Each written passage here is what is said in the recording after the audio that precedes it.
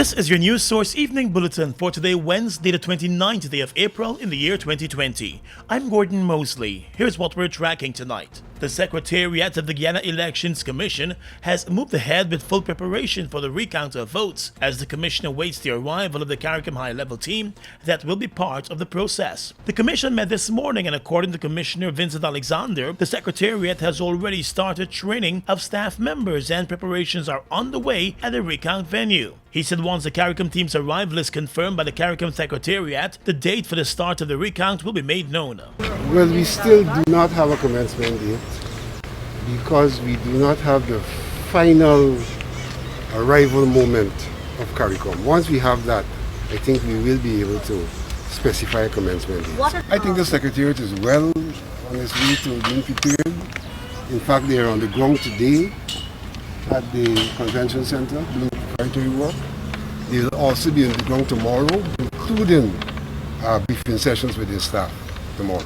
Mr. Alexander noted that the commission is still looking at a 25-day duration for the completion of the recount. The CARICOM team has already been granted clearance to arrive on a special chartered flight, and that flight is expected tomorrow. On the issue of the readiness of the Secretariat for the recount, Mr. Alexander reminded that the Elections Commission that is now being lambasted by some in the public had completed a number of successful elections and praised for doing so. You know, people are lambasting a commission, and these questions seem to be based on that, which ran an election in 2015, and everybody says it was well conducted, which ran an election in 2020, and prior to what occurred in Region 4, said it was well conducted.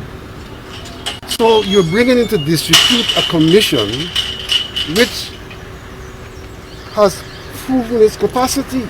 Mr. Alexander indicated that today's meeting also saw some commissioners from the other side again trying to raise issues that were already addressed by the commission and settled. He said the issue of live streaming of the recount process was raised once again. The question of streaming came up. There is a letter from two agencies, the Private Sector Commission and from what's ostensibly, I think, Channel 28. The commission indicating that it is proposing that we stream, and they're very specific. In the second paragraph of the letter, they said that what they were proposing is that we stream to those observers who will not be able to be in attendance, because we are restricting the number of observers to one foreign and one local for every station.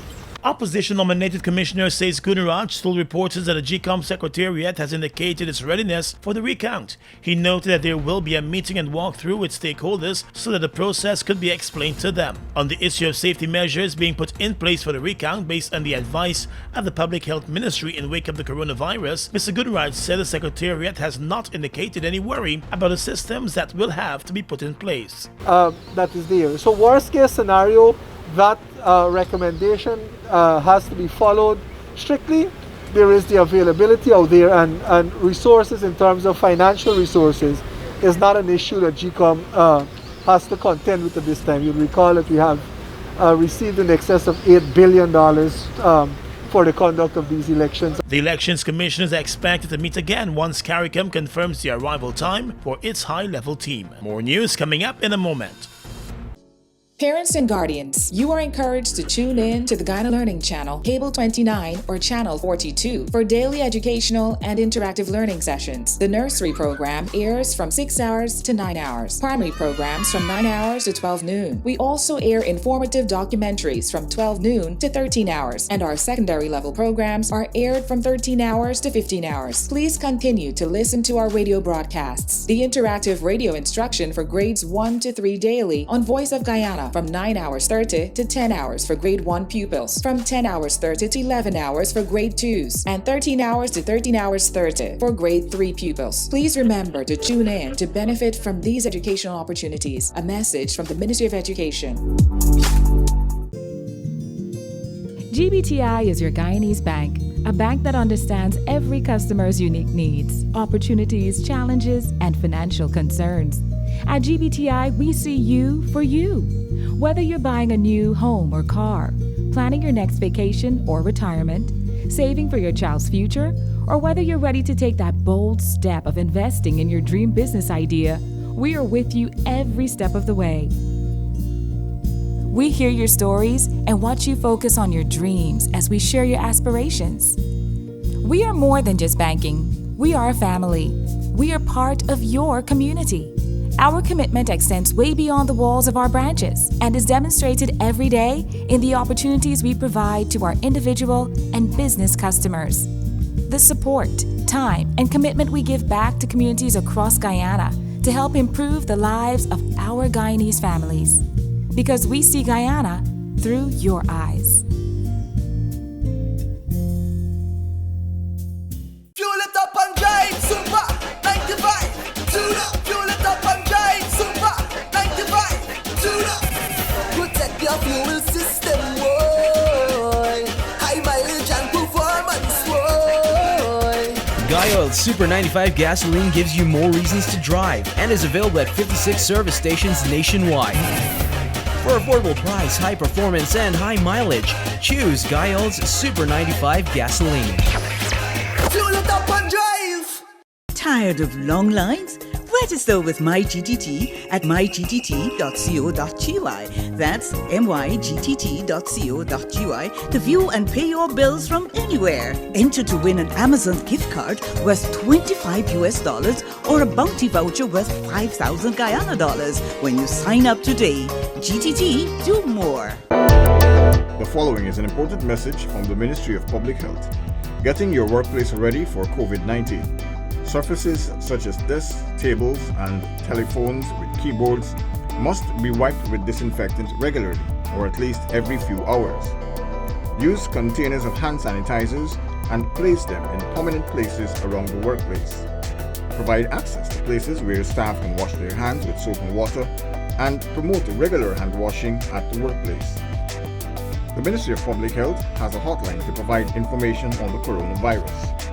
Members of the public can call 227-4986 or 624-3067. Welcome back. 4 men have died after their boat was involved in an accident last evening in the Berbice River with another boat that was suspected of transporting marijuana at the time. The impact pitched the men from their boats into the dark waters of the Berbice River. It occurred just close to 7 p.m. in the vicinity of Friendship Village, Berbice. According to a police report, the two boats were heading in the opposite direction when the tragedy occurred. The man who was the captain of the boat with the marijuana has since been arrested, along with 3 other men who were in his boat. His name has been given as Marvin Kisuna. The police report said he explained that the crash pitched him and the occupants of his boat, as well as the occupants of the other boat, into the river. Kisuna and the occupants from his boat all surfaced after the accident, and they sped away from the scene as the other 4 men from the other boat could not be found. He was arrested this morning, and based on information he provided, the police traveled to 3 Berbice communities, where they arrested 3 of the other men who were in Kisuna's boat. The 4 were nabbed with more than 70 pounds of marijuana that the police believe was being transported along the river at the time of the crash. This afternoon, 2 of the bodies of the 4 men who were pitched into the river were found. Their bodies have since been transported to a mortuary in the Berbice area as the search continues for the other 2 men who went overboard. A full investigation has been launched. Turning now to the coronavirus pandemic. A number of communities in central Georgetown and surrounding areas have been identified as having the most cases of the coronavirus in Guyana. The total number of confirmed cases in this country increased by 3 overnight, taking that total number to 78. The Public Health Ministry identified central Georgetown as the epicenter of the pandemic in Guyana. Public Health Minister Valda Lawrence. Central Georgetown continues to be the epicenter, with the positive cases identified coming from the following communities. In the north of Georgetown, Kitty, Sophia, Turkine, Liliandale, Cummins Lodge, Albertown, and Cumminsburg. In the south of Georgetown, Border, Lamaha Park, South Rheinveld, and Thirst Park. Minister Lawrence also said that based on the identified areas, the coronavirus disease is in several of the densely populated areas in Georgetown. We need to stop and take stock of this situation. You must adhere to the guidelines provided, or we will be in a serious situation that we cannot control. I repeat, you must adhere to the guidelines provided, or we will be in a situation that we cannot control. Many of you have read the article of the Spanish flu and how Guyana suffered during that period. And certainly, we do not want a repeat of this. For today, we are reporting 3 new cases, bringing our total confirmed cases to 78.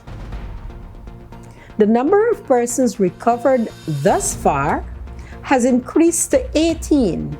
Congratulations. However, deaths from the COVID-19 virus remain at 8. 519 persons have been tested, of whom 441 are negative. There are 3 persons in our COVID-19 ICU, 18 in our institutional quarantine, and 52 in isolation. Guyana has now completed testing for a total of 519 persons. 3 persons have been discharged overnight, taking the total number of recoveries to 18, and the total number of persons in the ICU has also been reduced to 3. The Public Health Ministry has launched mobile testing sites in 3 Region 4 areas, hoping that more citizens will come forward and be tested for the coronavirus. There is growing concern tonight as many persons deal with fear of the coronavirus. That fear is having a toll on their mental health. According to the director of the Mental Health Unit in Guyana, Dr. Util Thomas, the pandemic has forced persons to adapt to a new lifestyle to protect themselves and family, and that may be creating some anxiety and other mental issues. Staying at home with families, wearing a mask, washing our hands regularly, finding new hobbies and routines have now become the new norm. Many of us are finding it hard to adapt. The stress associated with this period is manifesting in different ways for some of us. Lack of sleep, constant fear, anger, confusion, frustration, anxiety, depression. All these things are what we face daily. Dr. Thomas said persons should begin addressing those issues by talking to someone who they can trust about their problems and feelings. Even if that person cannot solve the problem, just talking sometimes is enough. A problem shared is a problem halved. When we talk about a problem, our brain releases chemicals which ease the symptoms of stress. Vice versa, we must be ready to listen to others so that they too can have the same benefits. Listen without being judgmental or forcing persons to talk. More persons should make themselves aware of the help that may be available to them in their communities. Ensure that you know what help is available in your local community and in your country at large, so that you can solve your problems and overcome challenges. Some of the help available may include the religious groups, non-governmental organizations, the healthcare facilities, where health workers are found, ministries, and other government departments.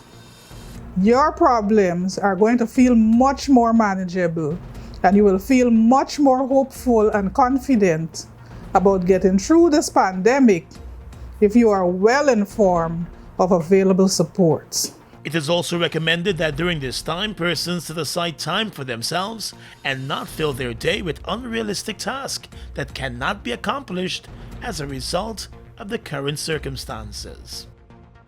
And let's tell you now that the Exxon Mobile company, along with its partners in the Guyana oil exploration, Sinuk and Hess, have doled out $60 million to assist Guyana in the fight against the coronavirus. The Civil Defense Commission has received $40 million to support the Ministry of Public Health for additional quarantine facilities, food, sanitation items, and equipment, including personal protective equipment for staff at the quarantine facilities. The Director General of the CDC, Lieutenant Colonel Kester Craig, said the funds will also be utilized to supplement the humanitarian efforts designed to bring hampers of relief supplies to the people most vulnerable to COVID-19. The Salvation Army and the Rotary Club Guyana are the other beneficiaries, receiving $10 million each. The Salvation Army will use its money to support its hamper relief drive and preparing hot meals for the homeless and other vulnerable groups. The Rotary Club will utilize its funding to purchase medical supplies, including procurement of N95 masks, oxygen tanks, and personal protective equipment for hospitals and clinics throughout the country. The president of Exxon Mobile Guyana, Rod Henson, said he and his partners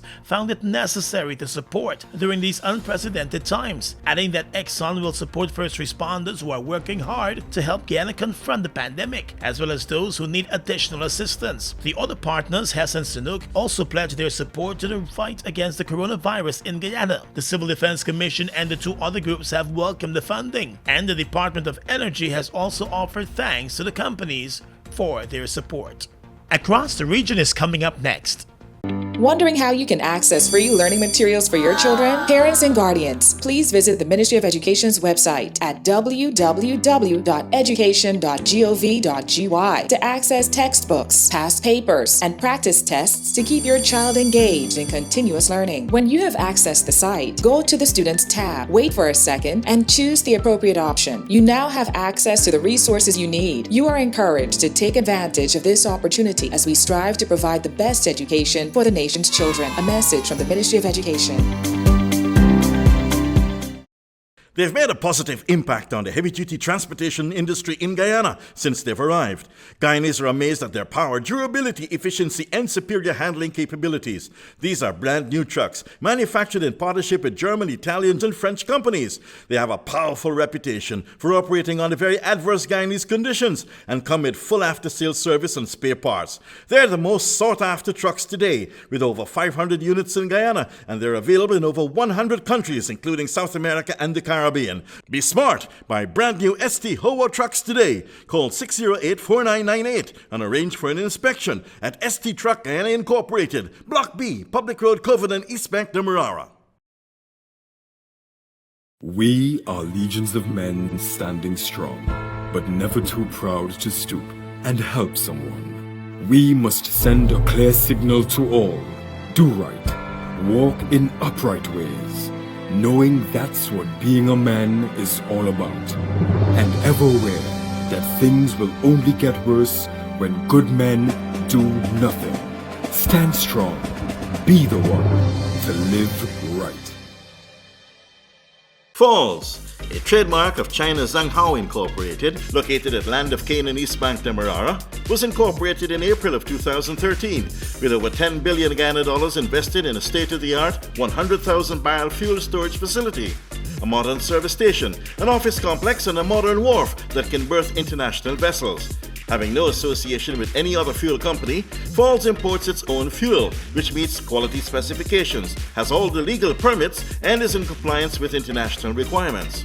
Its bulk facility can load 8 trucks simultaneously at a rate of 1,000 liters per minute, while the service station can service 12 cars at a time using computerized fuel pumps, which can facilitate the use of ATM cards.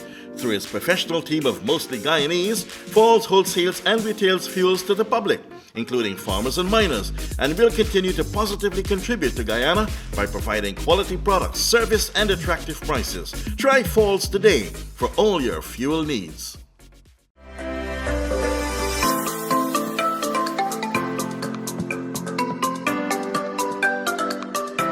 Hi Guyana, it's your boy Kimo Paul here.